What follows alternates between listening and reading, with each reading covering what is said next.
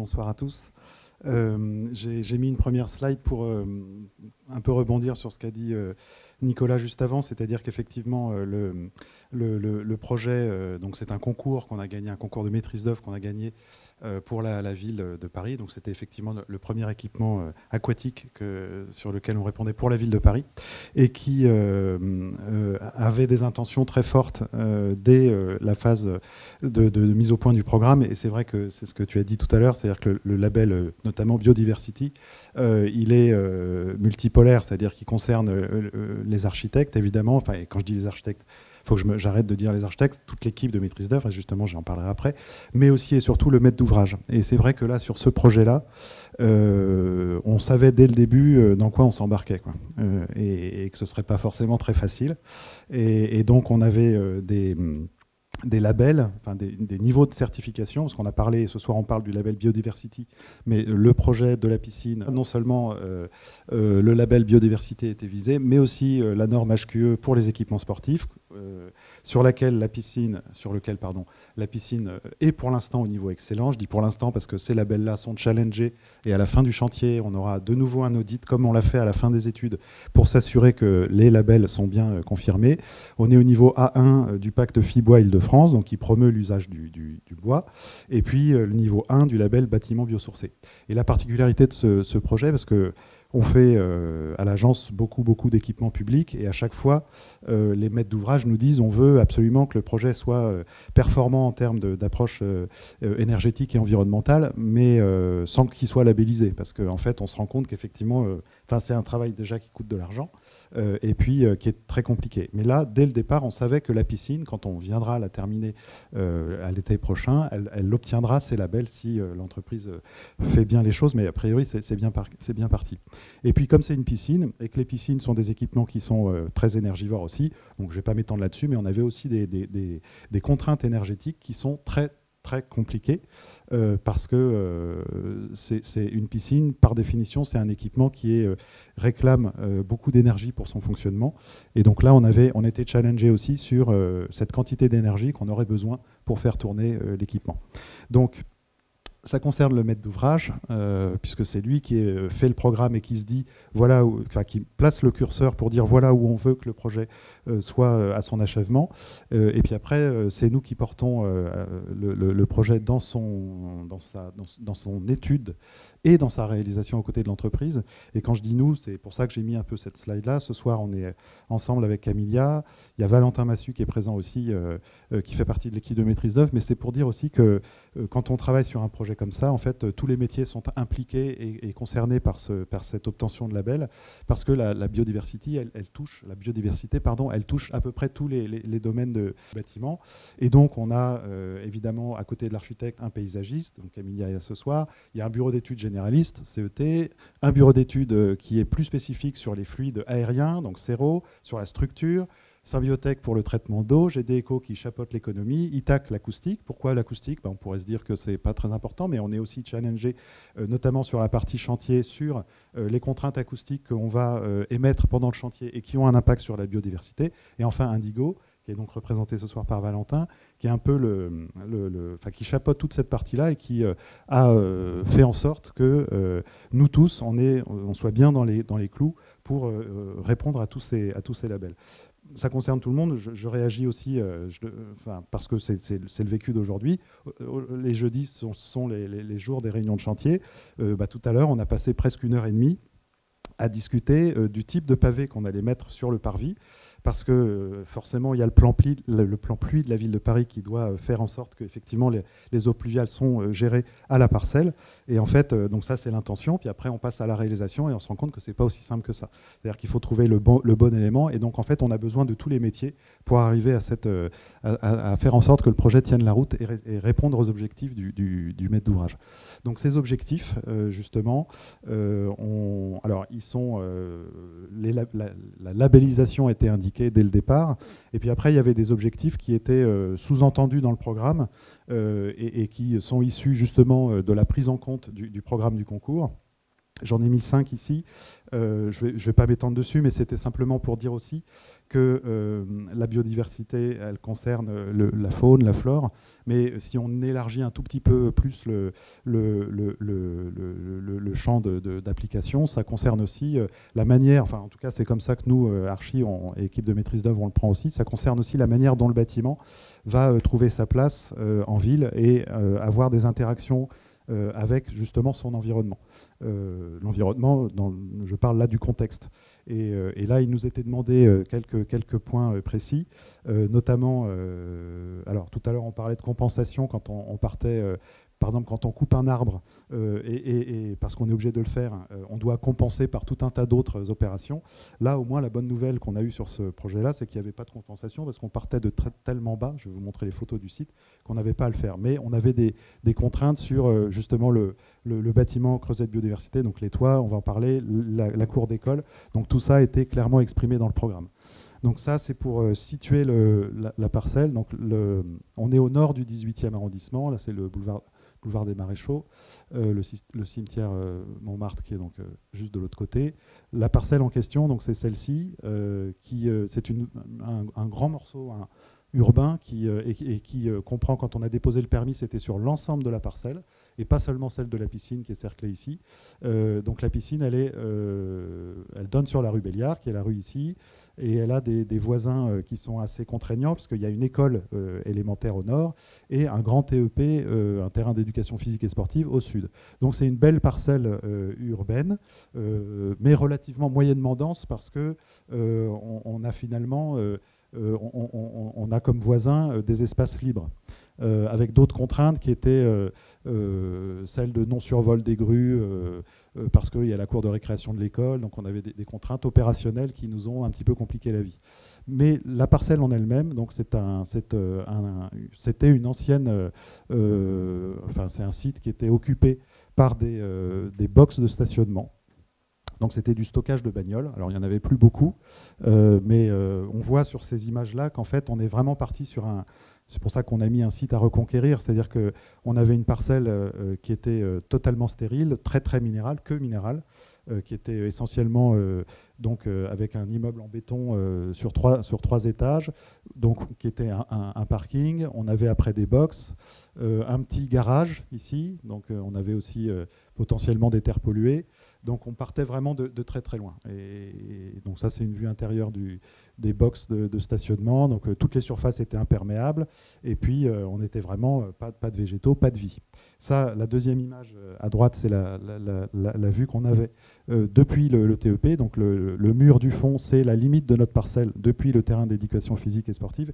Et j'y reviendrai parce que ce mur-là est justement des sujets sur lequel nous a demandé de réfléchir, parce que c'était un des rares justement supports de biodiversité du site. Et puis ça, c'est la façade sur la rue Béliard, donc, qui était occupée par cet immeuble de logement qui était désaffecté, et puis une petite ouverture sur l'espace public de 7 mètres de large, qui était très contraignante aussi, puisque ça nous a posé aussi des difficultés sur le chantier et en termes de communication de l'espace, enfin, du chantier avec la vie. Donc cette petite slide, elle résume un peu les demandes du programme, c'est-à-dire ce qui était suggéré dans le programme du concours. Donc c'était le fait de faire en sorte que la parcelle soit mise à profit et le bâtiment soit mis à profit pour être un nouveau départ de biodiversité, donc avec un accueil d'une biodiversité à recréer. Une liaison qui était demandée aussi, c'est-à-dire que la parcelle sur laquelle on a travaillé est une parcelle extrêmement enclavée. Donc j'ai parlé 7 mètres seulement sur la rue Béliard de communication avec l'espace public, une parcelle qui fait presque 130 mètres de long par 25 ou 26 mètres de large, avec donc une toute petite ouverture. Donc il était souhaité que le bâtiment puisse communiquer avec s'inscrire dans un paysage urbain qu'il refoulait complètement. Et puis après, la communication aussi avec le TEP, c'est-à-dire c'était une demande pour que le bâtiment soit bien inscrit dans son environnement. Donc là, juste une slide qui montre, évidemment à gauche, c'est l'état avant les travaux. À droite, c'est le bâtiment quand on l'aura terminé. Donc aujourd'hui, il n'est pas tout à fait comme ça, mais c'est le but où on voit en fait qu'on part. C'est pour ça que je disais que tout à l'heure, en termes de compensation, on n'avait pas grand-chose à faire parce qu'on partait de tellement loin que finalement, on n'avait rien à compenser. Et donc là, on voit la différence entre des surfaces totalement minérales par rapport à un bâtiment qui, lui, va être complètement végétalisé. Alors ça, c'est juste le préambule pour parler d'un point de vue plus général sur la biodiversité comme un enrichissement de l'architecture, avant que Camilla rentre dans le détail sur la partie vraiment purement biodiversité et accueil de la faune et de la flore. Pourquoi j'ai dit ça? C'est parce que, bon, déjà, la biodiversité, donc j'élargis un tout petit peu le cadre en disant que c'est quelque chose qui concerne le vivant, mais aussi la manière dont le bâtiment s'inscrit dans l'environnement. On a parlé à un moment avant, on parlait d'architecture bioclimatique. Donc ce ne sont pas des éléments qui... on n'a pas attendu que des labels soient là pour classifier les choses, pour se poser la question. C'est un élément qui, nous, architectes, nous occupe depuis longtemps, à savoir comment un bâtiment va trouver sa place dans la ville. Et cette approche sur la biodiversité, pourquoi je dis c'est un enrichissement de l'architecture? Parce qu'en fait, elle nous pousse à re-questionner, à reconsidérer des éléments basiques de l'architecture, comme peuvent être le toit, le sol, la façade, pour que ce ne soit pas seulement des ouvrages techniques ou esthétiques, comme une façade, mais aussi que ces espaces-là, donc une toiture, une façade, soient des surfaces d'échange qui puissent être support de biodiversité naissante. Et donc c'est ce qu'on a essayé de faire dans le projet. C'est pour ça que je dis qu'aujourd'hui, on ne peut plus faire d'opposition comme on a pu le faire précédemment entre la ville et la nature, et que donc cette biodiversité en architecture, c'est en fait de considérer et d'accorder la même importance à l'architecture, au bâti, puisque dans la biodiversité, finalement, il y a aussi nous, les humains. Donc la première des contraintes, c'est aussi que le bâtiment puisse accueillir convenablement et de façon adaptée au programme qu'on fait. Et donc, on ne doit pas opposer cet aspect-là du bâtiment à la nature, qui, elle aussi, était là avant, alors pas tellement dans notre cas, et qui ne doit pas subir de conséquences par la création du bâtiment, d'un bâtiment, quel qu'il soit. Donc ça, c'est le plan du projet au moment du concours. Il y a relativement peu d'évolution entre ce qu'on est en train de construire aujourd'hui. C'était simplement pour dire qu'une des premières approches, alors une approche sensible du site, c'était de se dire, et j'en ai parlé tout à l'heure, c'est-à-dire qu'on avait très peu d'ouverture sur l'espace public. Alors ça s'est un peu arrangé depuis, parce que le projet a un peu évolué. Mais une des premières idées qu'on a eues, c'était de se dire qu'en fait, le bâtiment, on n'avait peut-être pas besoin, bien que la surface, la parcelle n'était pas suffisante par rapport aux besoins qu'on avait pour construire le bâtiment, on n'avait peut-être pas besoin de construire sur l'ensemble de la parcelle. Et le fait de se dire qu'on libère de l'espace, ça nous a permis de faire de la pleine terre, on y reviendra tout à l'heure, mais c'est aussi en fait de se dire que l'architecture doit parfois ne pas forcément chercher à aller trouver une accroche urbaine et donc se signaler depuis la rue, mais au contraire qu'elle sache ménager des espaces non bâtis qui peuvent être support de biodiversité ou fonctionnellement apporter des qualités. Alors, l'évolution sur l'enrichissement de la biodiversité, là, dans le cas présent de la piscine Béliard, ça a été notamment le travail sur le couvrement du bâtiment, qui est donc un point très important. J'ai dit tout à l'heure, en fait, enfin non, je ne l'ai pas dit, mais le TEP, ici, il est en surplomb de presque 5 mètres par rapport au niveau de la parcelle. On est entouré par l'école élémentaire et par une grande résidence ici qui a plus de 280 logements, qui est un R+7. Donc on est vraiment, la parcelle est enclavée, enfin elle est toujours enclavée, et dominée par tout un tas de bâtiments publics ou privés. Et donc cette question-là était importante. Donc pourquoi la biodiversité change l'architecture? Là, par exemple, il était demandé, et puis c'est dans le PLU comme Nicolas l'a expliqué, que les surfaces de toiture étanchée aujourd'hui doivent être végétalisées. Et donc si on commence à réfléchir sur le fait de végétaliser une toiture, en fait, le toit, en plus de son aspect technique de couverture, il peut devenir un sol. Et c'est ce qu'on a fait ici, et ça fait partie aussi de l'approche des aménités du label biodiversité. On a profité du fait que le niveau du TEP était presque 5 mètres en surplomb par rapport au niveau de la rue, pour que le TEP en fait vienne un petit peu envahir le toit de la piscine, et on a fait un espace qui va être rendu au public, dans lequel on va, alors c'est pas des tables de ping-pong, là ce sont des agrès sportifs, on a des aires de repos, de détente, qui sont réalisés notamment avec des bancs qui sont issus du recyclage des ouvrages qu'on a dû démolir. Donc ça, ça n'est plus seulement un toit, ça devient un sol. Si on continue par là, si le toit, on travaille sa forme, on travaille sa topographie, d'un toit, on passe aussi à une géométrie, une géographie et un paysage. Et cette notion de paysage urbain était importante, puisqu'on voit sur l'image ici qu'on est donc dominé par la résidence Fleurus, et donc on a travaillé le toit, c'est la slide d'après. Là, c'était, j'ai dit tout à l'heure qu'on avait une contrainte qui nous était donnée, qui était l'ensoleillement de la cour de récréation de l'école. Il était souhaité que la construction de la piscine ne porte pas d'ombre portée trop importante sur l'école, qui était donc, alors elle est ici, c'est-à-dire que le bâtiment créé est au sud de la cour de récréation.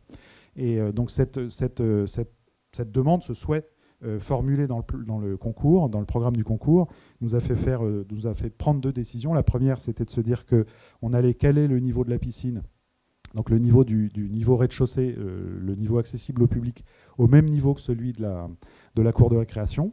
Ça semble évident comme ça, mais je crois que sur les quatre projets du concours, on est les seuls à l'avoir fait. Donc un truc qui nous a semblé évident, ça l'était peut-être pas forcément. Alors la contrainte, c'est ce qu'on voit sur la coupe, c'est que forcément, si on construit le bâtiment au niveau du sol, donc là, à droite, c'est la cour de récréation, à gauche, on voit la différence de niveau avec le TEP, qui est presque 5 mètres plus haut, bah, ça fait en sorte qu'on a dû creuser pour faire les locaux techniques. Mais le fait de niveler le bâtiment et de faire en sorte qu'en fait, le parvis est directement raccordé sur la rue Béliard, c'est un effet qui nous a permis de minimiser le volume. Et puis le deuxième point qu'on a fait, qui lui a un impact aussi direct sur l'architecture, c'est la forme de la couverture. Je montrerai des images après sur le toit. En fait, on a travaillé à une géométrie ondulatoire des charpentes de la halle bassin pour que la hauteur du bâtiment, une halle bassin avec des bassins de 25 mètres de long, il faut forcément avoir un volume assez important. Il ne faut pas qu'on ait un sentiment d'enfermement. Donc en général, on part sur une hauteur moyenne qui tourne autour de 5,50 mètres. Et là, cette hauteur, en fait, on l'a fait varier. C'est la coupe que j'ai mis ici à gauche. C'est-à-dire qu'on a fait des charpentes qui sont inclinées avec une inclinaison forte à l'endroit où on voulait que la façade soit la plus basse. Puis après, cette inclinaison, elle change de travée en travée pour donner cette forme d'ondulation au toit, donc on voit ici, et qui nous a permis de réduire l'impact de la façade et ainsi de préserver au maximum l'ensoleillement de la cour de récréation. Là, c'est trois images. Marie a fait des vues. On n'est pas allé chez les gens de la résidence, mais c'est à peu près tout comme. Là, c'est trois images qui montrent en fait la perception du bâtiment depuis le deuxième étage, le troisième étage et le quatrième étage de la résidence Fleurus, qui est donc en limite à l'est du bâtiment. Tout ça pour dire qu'effectivement, en fait, ce qu'on a essayé de recréer au travers de cette toiture ondulatoire, c'est de donner ce mouvement un petit peu lyrique et un petit peu souple aux toitures, mais aussi de recréer un paysage. Et ça, Camille en parlera juste après. Le choix des végétaux a été très important dans cette structuration d'un dessin pour faire un paysage. J'ai parlé tout à l'heure de surface d'échange et sur les contraintes qui nous étaient demandées sur le mur. En fait, le mur qui séparait le TEP, donc le terrain d'éducation physique, et la parcelle de la piscine, c'était un mur en moellon qui lui-même a été noté dans le programme comme un espace support de biodiversité parce que, avec plein d'infractuosités, des fissures, des dévers, un surplomb, donc tous ces ouvrages étaient hôtes, alors principalement d'insectes, mais aussi, on l'a vu tout à l'heure dans la biodiversité parisienne, qu'on a des chauves-souris, donc ils peuvent parfois utiliser les débords pour aller nicher, se suspendre. Et donc cet élément-là, ce mur, était considéré comme important dans le cadre de la séparation et de la préservation de la biodiversité, du peu de biodiversité qu'il y avait sur la parcelle. Mais malheureusement, nous, il fallait qu'on le fasse tomber parce que sinon, on ne pouvait pas construire la piscine. Donc la contrepartie, alors là, on peut parler de compensation finalement, c'était de travailler à la façade sud, c'est-à-dire la façade de la piscine qui donne sur le TEP, pour en faire là aussi une surface d'échange. Donc là aussi, c'est un enrichissement parce que de simples façades jolies, alors jolies esthétiquement, c'est ce qu'on aime nous les archis, faire une belle façade, un bâtiment qui soit agréable. En plus de ce rôle-là, la façade devient une surface d'échange, c'est-à-dire qu'elle accueille sur sa surface des végétaux et une faune. Donc là, ce qui a été vu, et on l'a choisi ensemble, puisque on a dit tout à l'heure, le moineau domestique a diminué de 75% à Paris depuis les 30 dernières années. Et là, il a été décidé en phase étude que le moineau serait l'espèce privilégiée dans ce projet-là. Et donc, nous, on a dessiné nos façades pour venir créer à la fois des vues sur la halle bassin, mais aussi des surfaces pleines qui sont habillées en tôle métallique perforée, sur lesquelles on va faire pousser du lierre. Donc, pourquoi du lierre? Parce qu'en fait, c'est une essence végétale, mais je ne vais pas marcher sur tes plates-bandes, c'est le cas de le dire. Donc un végétal qui va bien se développer, et puis des nichoirs. Donc c'est pour ça qu'on parle de surface d'échange, c'est-à-dire que la façade en elle-même est support de biodiversité. Elle va accueillir, en plus de jouer son rôle normal de façade. Un mot rapide sur les matériaux biosourcés, puisque on fait partie du thème aussi de la biodiversité, mais j'ai dit tout à l'heure qu'on était au niveau A1 pour le biosourcé. Il était demandé dans le programme aussi qu'on fasse appel à un maximum de matériaux biosourcés. Et donc là, nous, on a choisi de mettre en avant le bois. Toutes les charpentes, on a utilisé le bois dans à peu près tout ce qu'on pouvait utiliser. C'est un matériau qui est absolument génial parce qu'on peut faire des charpentes. Donc là, on a une vue de la halle bassin. Bon, l'image à droite, et puis le chantier qu'on est en train de faire. Donc on voit bien la rotation. Alors la cour de récréation est au nord, le TEP est au sud. On voit que là, les fenêtres qui sont là, c'est celles qui donnent sur la façade sud. Et ça, c'est la hauteur entre le TEP et la... Donc on voit que la charpente, en fait, elle est plus haute à l'endroit où le bâtiment a besoin de hauteur et qu'il soit visible depuis le TEP. Au contraire, elle se baisse sur la cour d'école. Donc toutes les charpentes sont en bois.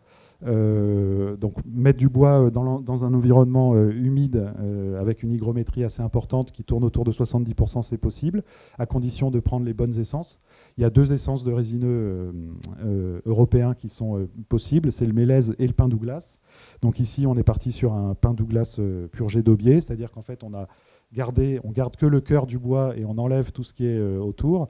Donc on part d'un Douglas, on le travaille pour ressortir une poutre ou une lamelle.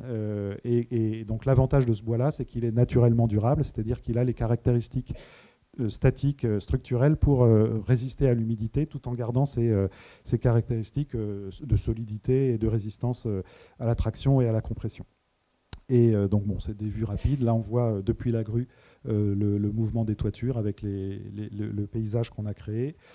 Ensuite, l'administration, elle aussi, donc le petit bloc, le troisième volume qui sort de la toiture et qui regroupe tous les locaux administratifs, est entièrement en bois. Dans l'ancienne labellisation, on est en E3C2, c'est-à-dire que C2, c'est le critère qui correspond à la décarbonation maximum, c'est-à-dire qu'on a un bilan carbone optimal. Et puis après, le bois, on l'utilise aussi dans des plus petites sections pour faire toutes les habillages intérieurs, donc doublage acoustique, claustras qui séparent 2 espaces entre eux, tout en laissant passer la vue. Donc c'est un matériau qui est très important et très intéressant, parce qu'il répond...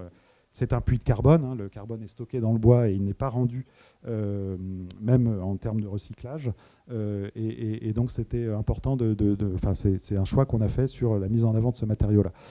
Juste un mot avant de passer la parole sur les espaces non bâtis. J'en ai parlé un tout petit peu avant, mais c'était simplement pour dire que il faut savoir adapter son architecture et parfois se mettre en retrait pour accueillir ces espaces-là, parce qu'ils peuvent être support de biodiversité. Donc on a un coefficient de pleine terre à respecter, mais aussi en fait un lieu d'échange qui va permettre aux gens de se retrouver, de se regrouper, de pratiquer des activités. Et là, on est en plein dans le sens de l'aménité du label. Et puis un petit mot alors, qui est plus architectural, ça nous faisait plaisir, nous, quand on a dessiné le plan, de se dire qu'en fait, le bâtiment n'était pas un masque. Et ça, nous, c'est quelque chose qu'on essaye de faire souvent, c'est-à-dire que à gauche, c'est une vue sur le hall d'entrée, mais en fait, on aurait pu la faire depuis le parvis d'entrée. On aura une vue traversante sur toute la profondeur de la parcelle, c'est-à-dire que depuis le hall d'entrée, je verrai l'espace du jardin des écumes, du jardin des abysses, pardon, qui est tout au fond de la parcelle. Et cette idée de profondeur me plaît assez pour dire qu'en fait, le bâtiment d'un regard peut être traversé et qui ne fait donc pas un obstacle. Et ça marche aussi dans le sens nord-sud. La photo de droite, c'est une photo depuis le TEP. Donc je suis à 5 mètres de hauteur. Et en fait, en regardant par les façades qui donnent donc, du sud sur la halle bassin, qui est donc en surplomb, pardon, là, en fait, je vois l'école. Donc là aussi, cette idée de transparence, elle me plaît bien pour dire que le bâtiment ne fait pas un masque visuel. Et le dernier espace non bâti, c'est donc le jardin des abysses en fond de parcelle. Et ça aussi, c'était assez amusant parce que c'est un jardin qui est en cours d'aménagement. On est en train de poser les murs de soutènement, la terre végétale. Ça va être très bien planté avec de très beaux sujets. Et ce qui me fait, ce que je trouve amusant, c'est qu'en fait, on termine notre composition architecturale par un espace extérieur non bâti et qui sera uniquement réservé aux insectes. Donc ils auront une vue sublime sur la halle bassin, mais nous, les humains, on restera dans le bâtiment, on ne pourra pas sortir. Pour une raison fonctionnelle, c'est que c'est compliqué de faire sortir du monde là, mais c'était assez amusant de se dire que le dernier espace de notre projet, quand on sait ce que c'était avant, bah, ce sera un espace finalement qui sera interdit aux humains. Je vais passer là, c'est sur les ressources naturelles qu'il faut préserver. On a fait on a mis en place un travail poussé avec les bureaux d'études sur la préservation des ressources. Il faut savoir que la piscine est raccordée au réseau de chaleur urbain, qui lui-même est basé à 50% sur les énergies renouvelables. Donc on est très vertueux. Au programme, on devait avoir 30% d'énergie renouvelable. Je crois qu'on frôle les 40 aujourd'hui. Donc on est allé au-delà de ce qu'on attendait de nous. Et puis il y a aussi des choses qui sont faites pour préserver les consommations d'eau. Les piscines sont très consommatrices d'eau. En général, l'ARS, l'Agence régionale de santé, nous demande un apport d'eau hygiénique d'à peu près 80 à 100 litres par jour par baigneur. Et là, on a mis en sorte tout un tas d'ouvrages très techniques pour diminuer ce volume et préserver ainsi les ressources naturelles. Et enfin, cette biodiversité, elle s'applique aussi pendant le chantier, c'est-à-dire qu'on fait en sorte d'avoir un bâtiment qui est respectueux de l'environnement et qui, dans sa vie, va être hôte de biodiversité. Mais ces règles-là, elles s'appliquent aussi pendant le chantier. Et on a fait une charte, et je vais laisser Valentin en parler. Il y avait une charte chantier vert qui a réglementé tout ça pendant le chantier pour que les entreprises respectent elles aussi le chantier. Merci beaucoup Nicolas. Très rapidement, on a mis en œuvre dans cette charte chantier des bonnes pratiques, des règles de bonnes pratiques. Donc là, pour faire simple, à gauche, vous avez donc une photo d'un arbre qui était sur le TEP, dont on a demandé donc, le cloisonnement à l'entreprise générale pour préserver à la fois le tronc et puis aussi les massifs racinaires. La règle de bonne pratique en général, c'est de dire qu'il faut poser en fait une barricade qui arrive à fleur du houppier. Là, on n'a pas pu le faire pour des raisons logistiques. Donc on est allé, on va dire, un peu au taquet de ce qu'on pouvait tolérer. Et dans la mesure du possible, ce qui est aussi intéressant, c'est de demander à l'entreprise de venir poser, si elle doit venir faire rouler des camions ou des engins de chantier à proximité d'un arbre, de venir poser donc, des plaques sur gravillon de façon à limiter la compression des racines. Là, par exemple, vous avez un petit pin qui était donc, juste à côté de la façade de sud qui donne sur le TEP. Petit sapin qui, au bout de 11 mois de travaux, est toujours très en forme. On est content. Et puis, vous avez un peu le même principe. Donc ça, c'était c'est de l'autre côté, mais c'est pareil, c'est tout un ensemble de massifs qu'on a voulu préserver avec ce système de barricade. Et ici, alors ça, c'est contre une partie d'un mur en moellon qu'on a conservé, qui est complètement sur l'extérieur en fait de la jonction avec le TEP, où vous avez donc l'entreprise, encore une fois, qui a fait preuve d'innovation, avec donc des hôtels à insectes sur les côtés en rectangle jaune. Et puis en rectangle blanc, vous voyez donc des nichoirs pour le moineau domestique. Au milieu, un petit compost qu'on espère très utile pour les compagnons et le personnel de la base vie. Voilà, donc toujours dans la logique finalement de proposer un habitat et un refuge pour les riverains, puisqu'on n'est pas les seuls à habiter ce territoire. Alors un tout petit mot, oui, sur la Belle Biodiversity, juste pour compléter donc les propos de Nicolas Pascal. On a axé notre le projet était surtout finalement vertueux sur les deux premiers axes, où on a visé donc le niveau A sur l'axe 1 et 2, engagement et projet. Au stade de la conception, on était plutôt sur un niveau C. Alors encore une fois, il va falloir qu'on aille confirmer ça après à réception de l'ouvrage, mais on était plutôt sur des niveaux C pour les axes 3 et 4. Donc ce qui nous permet quand même, pour rappeler les règles de certification, d'être certifié biodiversité dans ces conditions, puisqu'on aurait donc un niveau A sur au moins les 4 cibles et pas de D ou de E sur les cibles suivantes. Voilà, donc ça c'est un tout petit exemple des tableurs de calcul du niveau sur lesquels on a justement fait, on a atteint les niveaux A sur les cibles 1 et 2. Voilà, bon, c'est un truc, c'est très pratico-pratique. Merci beaucoup.